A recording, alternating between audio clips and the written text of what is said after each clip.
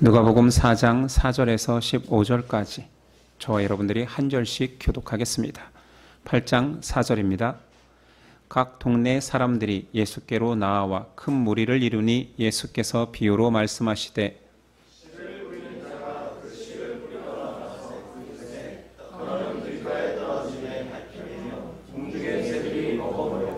더러는 바위 위에 떨어짐에 싹이 났다가 습기가 없으므로 말랐고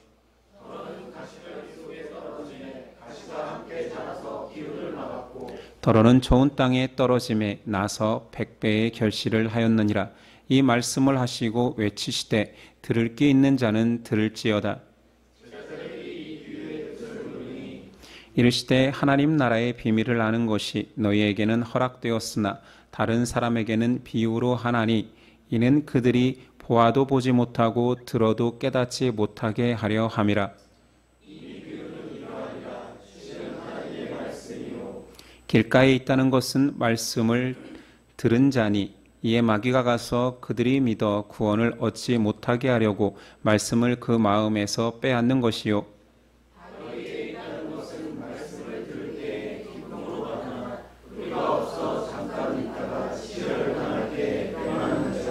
가시떨기에 떨어졌다는 것은 말씀을 들은 자이나 지내는 중 이 생의 염려와 재물과 향락의 기운이 막혀 온전히 결실하지 못하는 자요.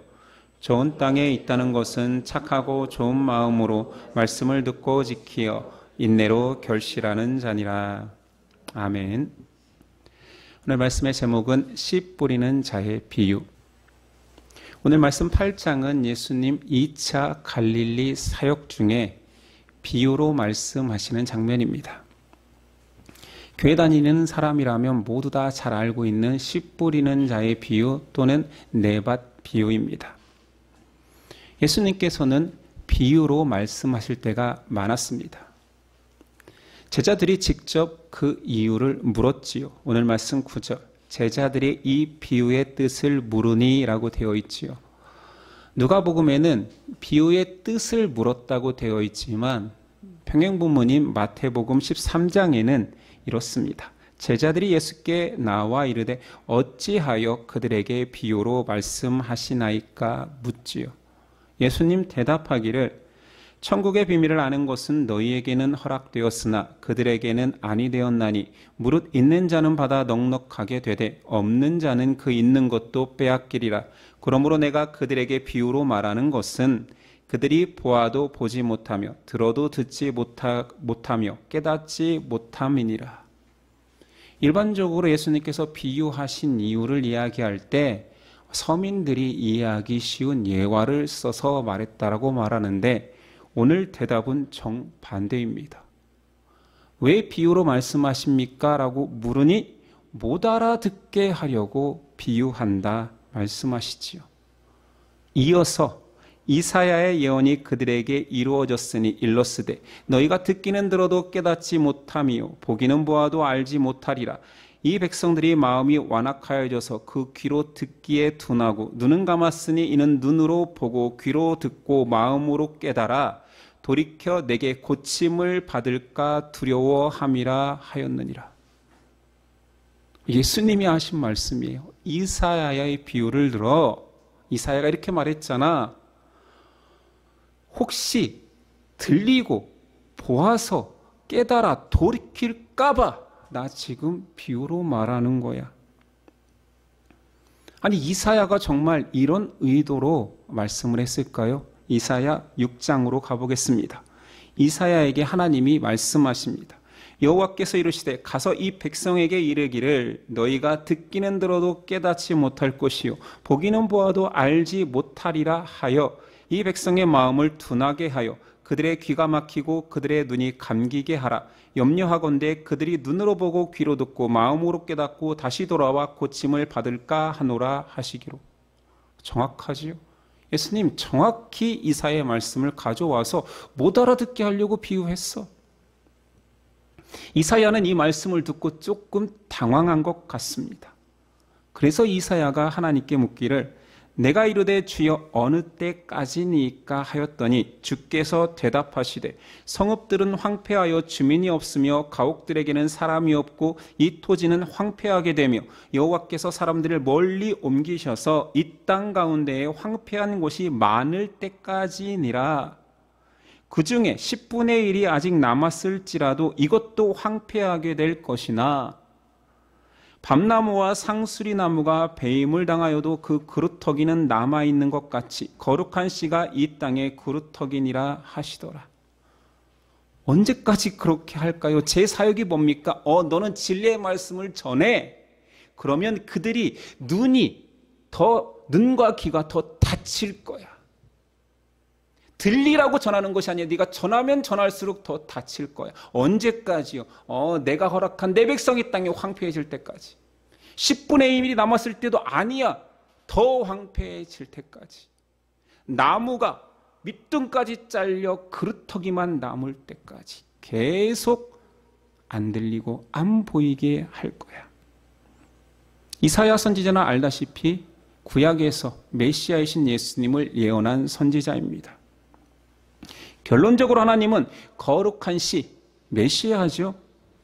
그가 왔을 때 이스라엘의 귀와 눈이 열릴 거라는 예언의 말씀을 선포한 것입니다.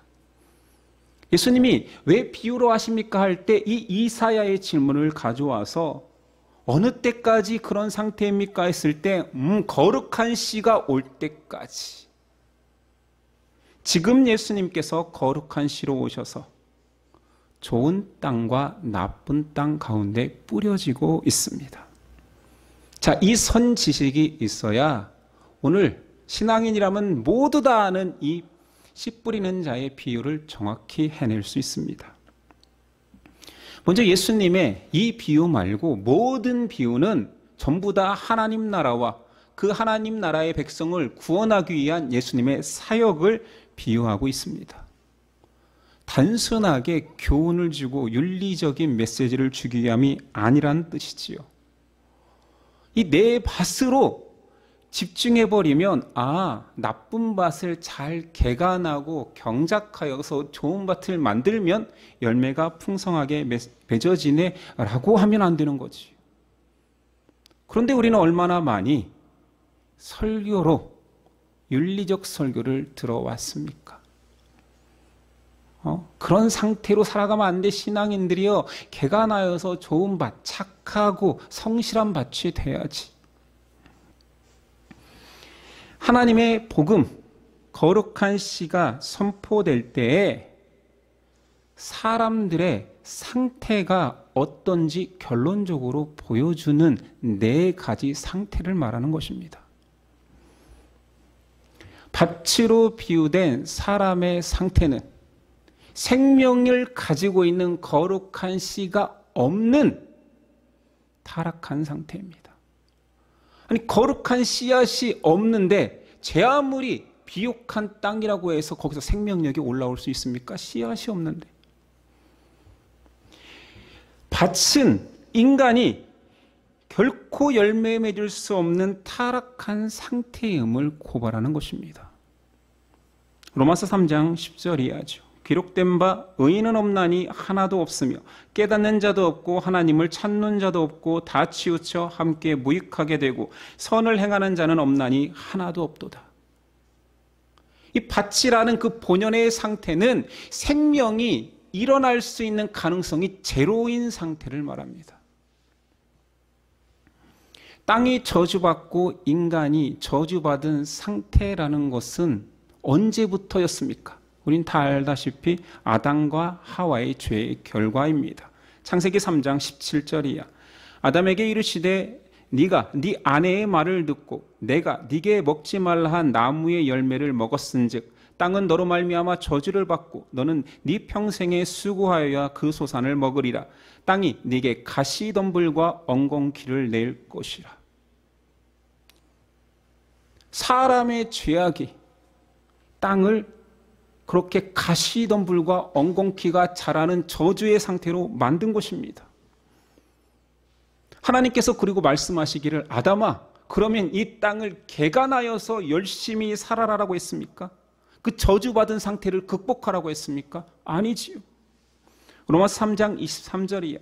모든 사람이 죄를 범하였으며 하나님의 영광에 이르지 못하더니 그리스도 예수 안에 있는 속량으로 말미암아 하나님의 은혜로 값없이 의롭다 하심을 얻은 자 되었느니라.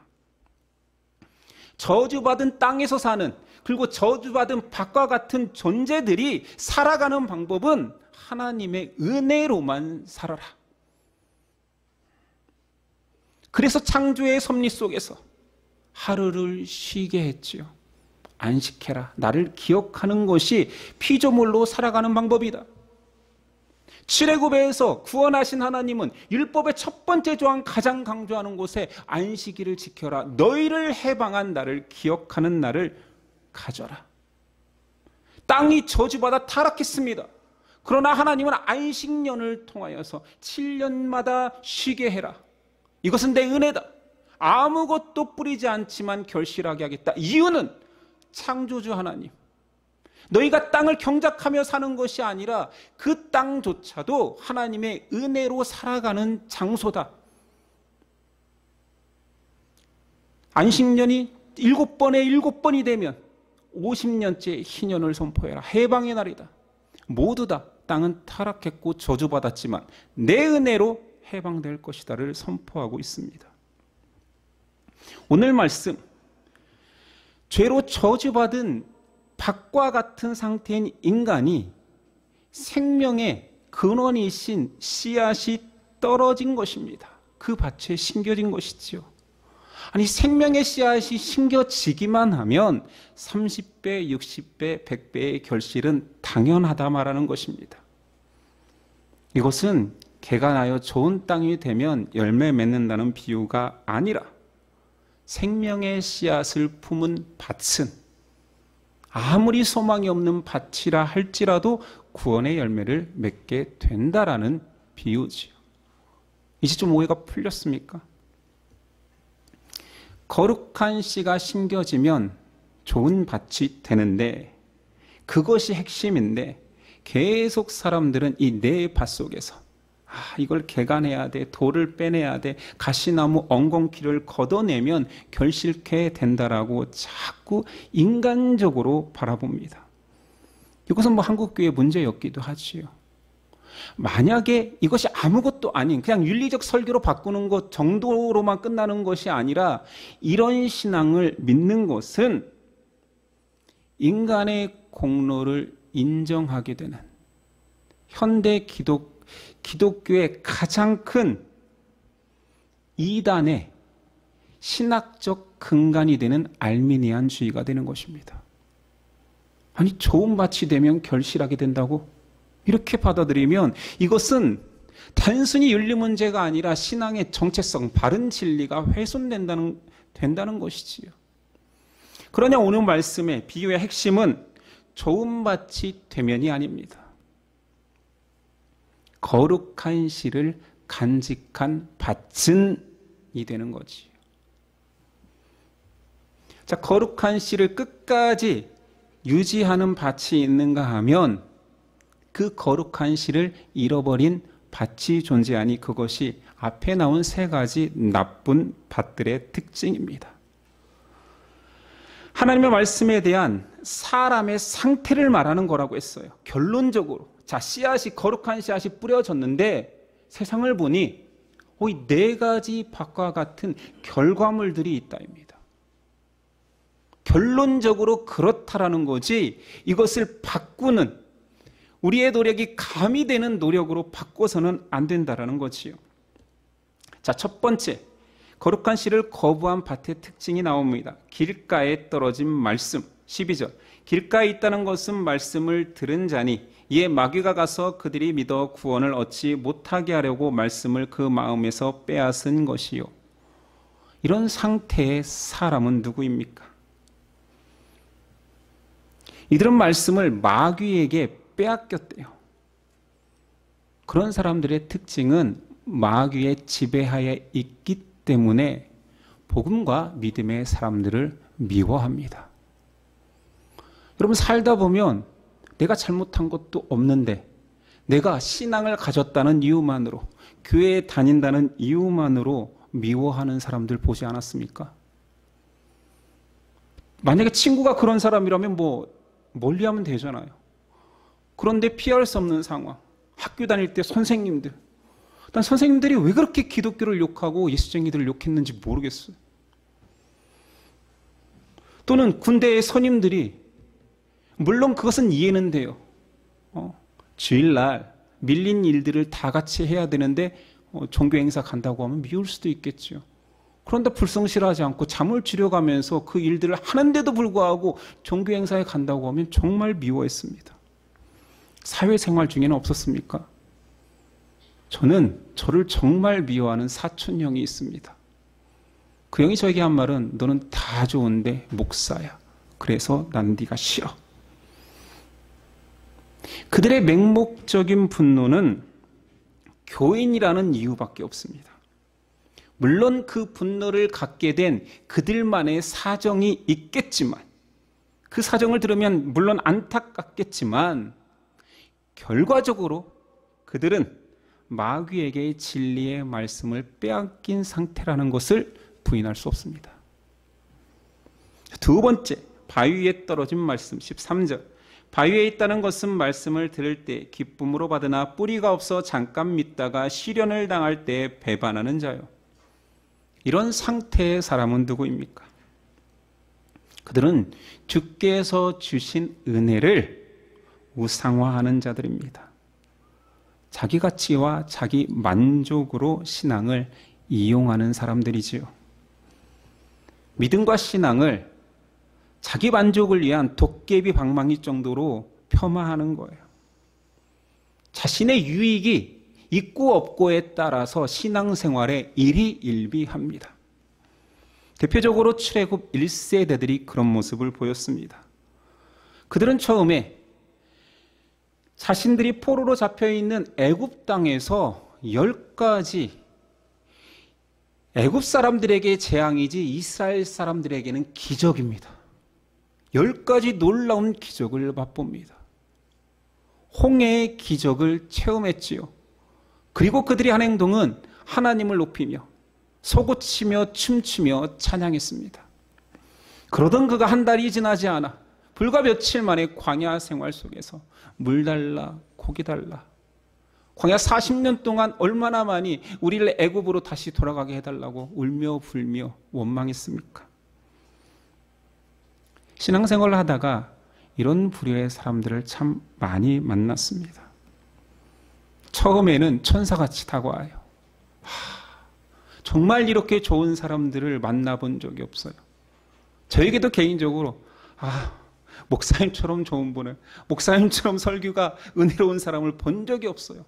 이런 고백 많이 들었습니다. 이 교회 너무 사랑스러워요. 평생 섬길 거예요. 이런 고백 여러분 해보거나 또는 들어보지 않으셨습니까? 물론 교회가 잘못하는 것도 있고 제가 잘못하는 것도 있겠지만, 저는 목사로 살아가면서 그냥 천사같이 다가와 교회 칭찬, 사람 칭찬을 정말 많이 들어봤습니다. 그러나 그들이 떠나갈 때는 마귀처럼 돌아서지요. 바람이 불어야지만이 한 나무가 뿌리를 내렸는지 아니 내렸는지를 알게 됩니다. 바람이라는 시련 앞에 자기의 이익이 손상당해 봐야 그가 진정 흔들리지 않는 말씀의 뿌리를 내렸는지 알게 되지요. 결과적으로 자기 만족의 신앙은 자기 만족을 채우지 못해 실망하고 약간의 바람에도 진리를 버려버립니다.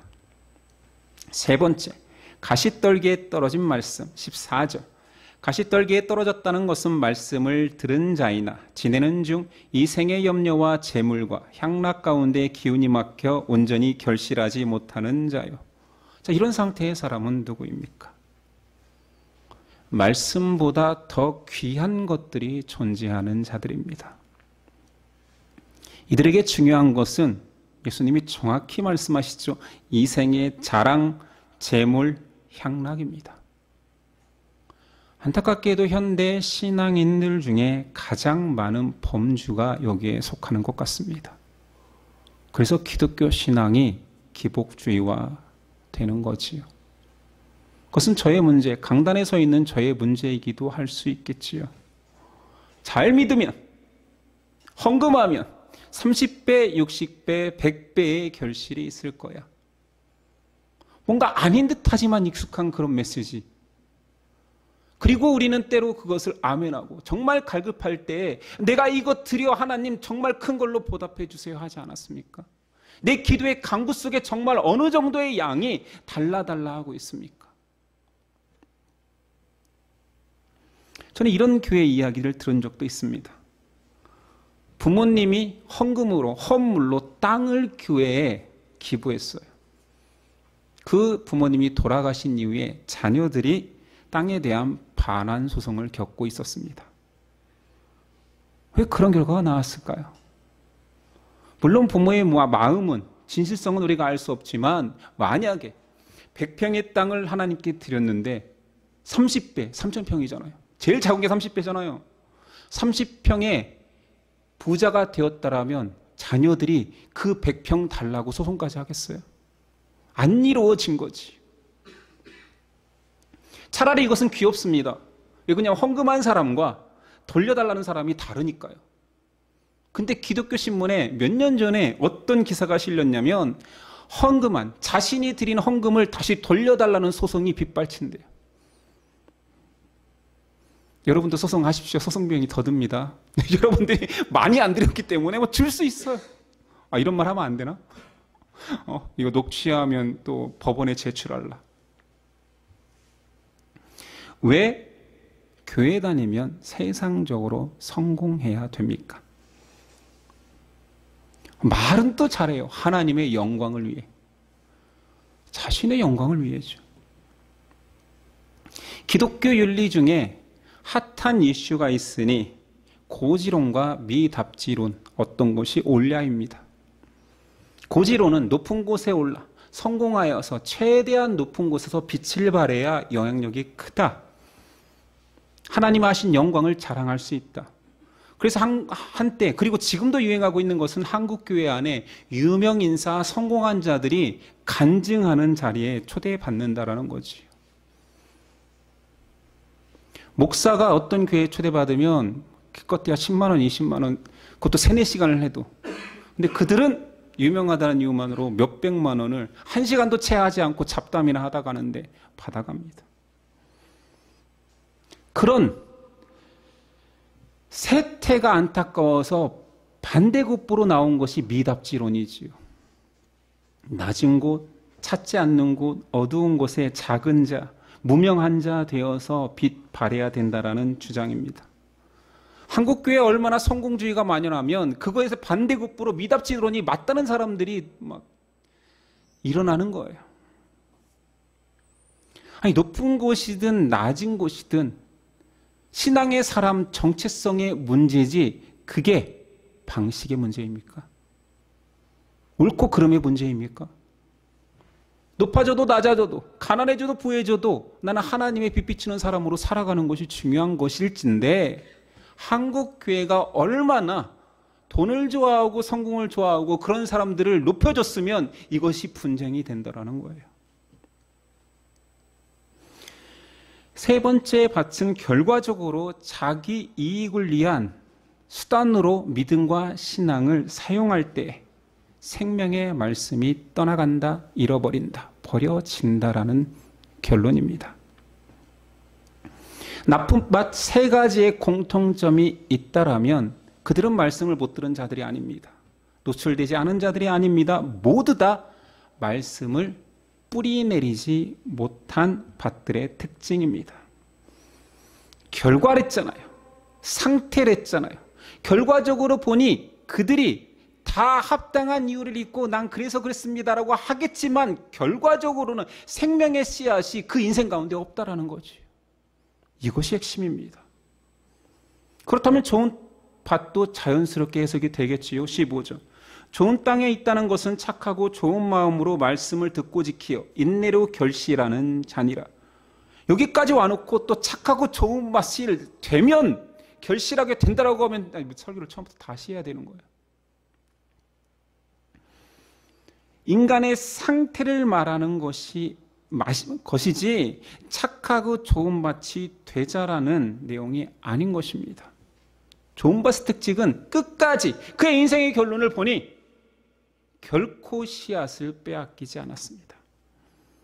예수님이 이 비유의 뜻을 해석하실 때 이 신비는 제자들에게만 허락되었다라고 말씀하십니다. 여기서 하나님 나라의 비밀스러운 특징 하나가 등장하니 들어도 듣지 못하고 보아도 보지 못하는 존재들, 유기된 자들이 있다라는 것입니다.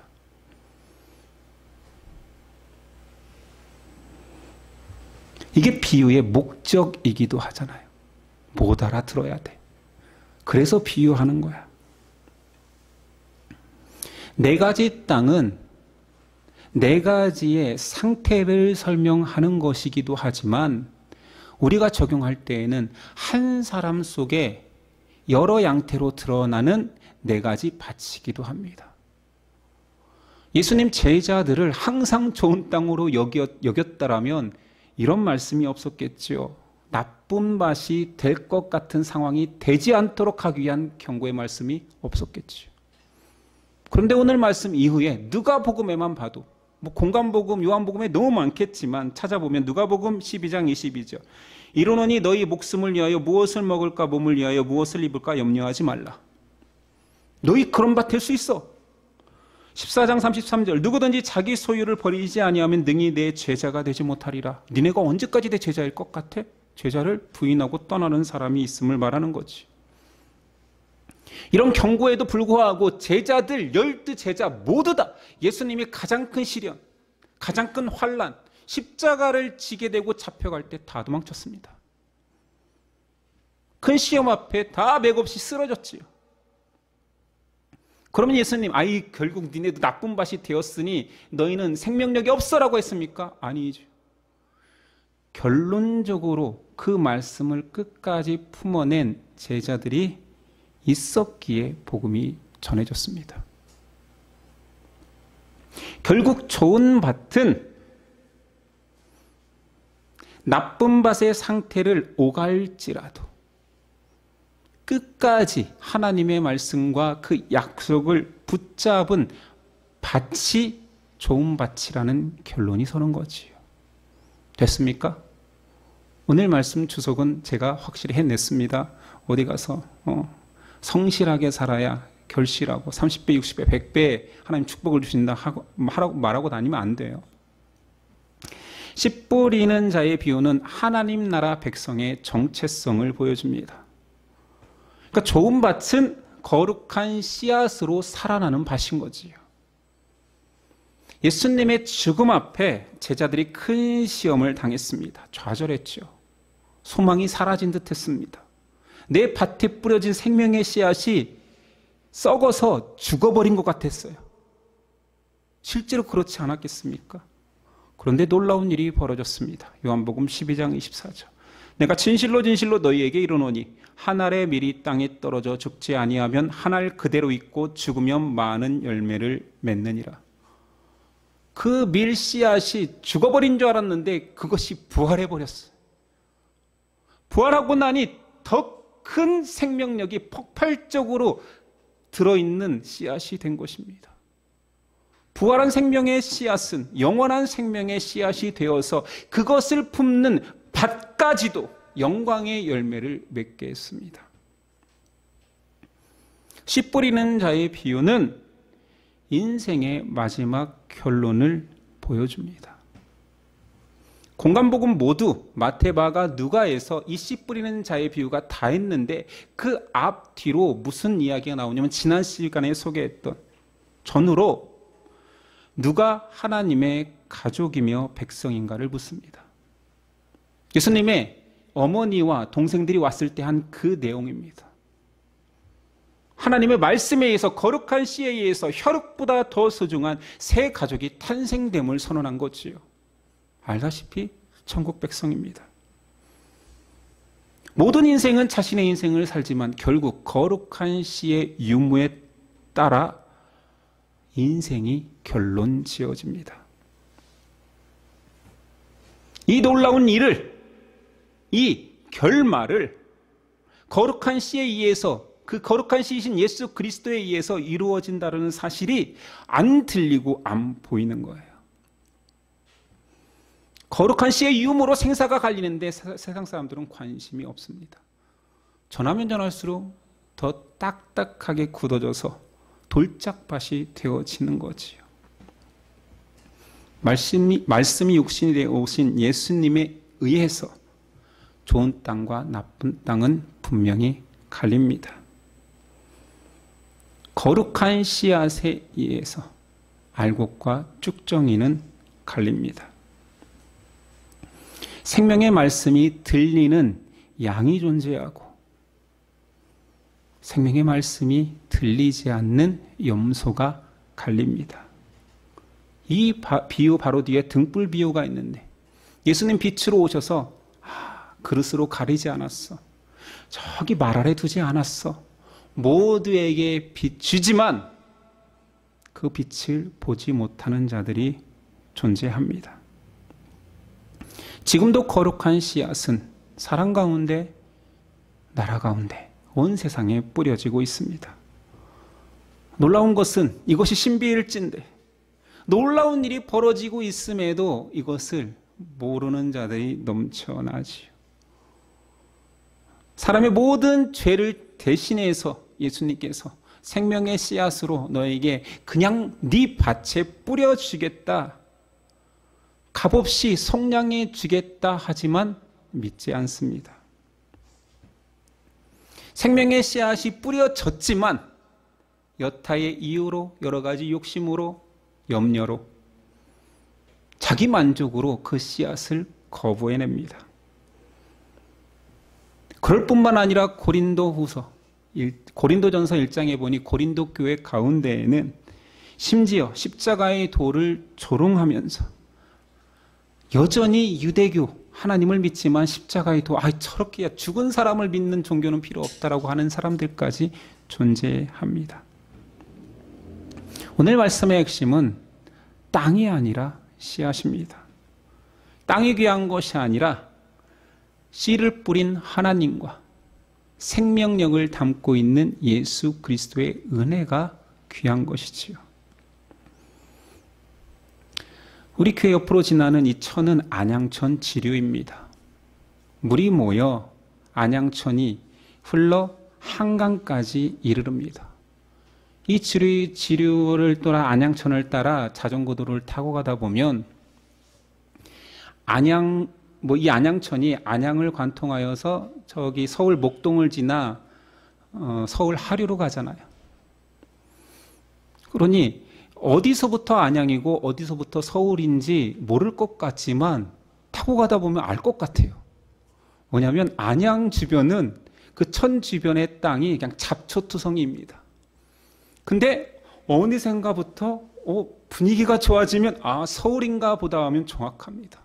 물론 예산 차이니까 그런 것도 있겠지만 서울 시민의 의식이 높아서 바꾼 걸 수도 있고요. 전 잘 모릅니다. 저는 안양 시민입니다.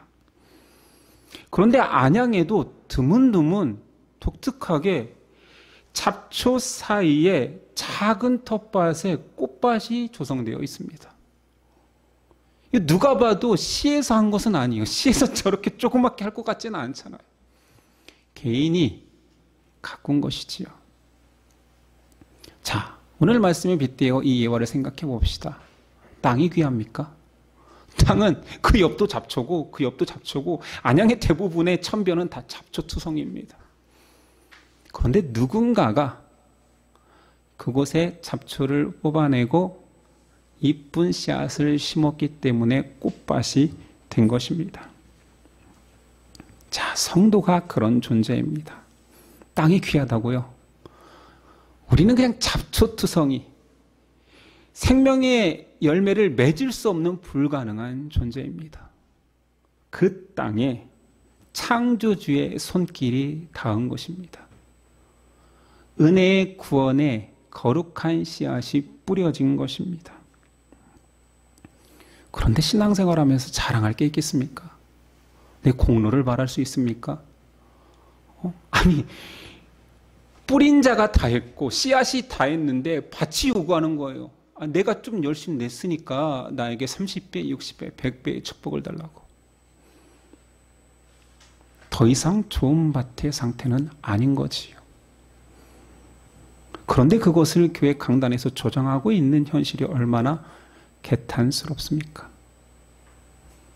성도의 헌신, 착함은 좋은 것입니다. 여러분 도덕적으로 사십시오. 그러나 그것은 우리의 노력이 아닌 우리 안에 씨앗을 품은 밭이라면 당연히 나와야 될 결과물이지 그것이 좋은 밭의 조건은 아닙니다. 앞에서도 말했지만 우린 여전히 나쁜 밭 상태를 오갈 수도 있습니다. 딱 봐도 보이잖아요. 쟤 돌짝 같아. 쟤 가시덤불에 막 쌓여가지고 막 근심 걱정이 가득해. 쟤는 복음을 팔아먹었나? 왜 이렇게 악마같이 굴어? 있을 수도 있지요. 그러나 밭이 결론이라면 소망이 없습니다. 씨앗이 결론이기 때문에 모든 밭은 소망의 밭이 될 수 있습니다. 우리 여전히 인생을 살아가며 네 밭 사이를 오갈 수 있습니다. 그러나 목숨을 다해 지켜야 할 것이 있다면 말씀을 뿌리 내려야 됩니다. 그것이 우리의 사명이지요. 세계 선교가 우리의 사명이 아닙니다. 네 밭 가운데에 하나님의 말씀, 거룩한 씨앗이 뿌리 내릴 수 있느냐가 우리의 사명입니다. 목숨 걸고 지켜야 될 사명인 거죠. 내 생명이 달린 거고 우리 가정이 달린 문제인 거지요. 그렇게 우리가 말씀을 끝까지 붙들고 살아가는 밭이 될 때에 우리의 노력 때문이 아닌 그 밭에 생명의 씨앗이 역사하기 때문에 반드시 100배의 결실, 구원의 영원한 소망이 우리 가운데 이루어질 것입니다. 기도하겠습니다.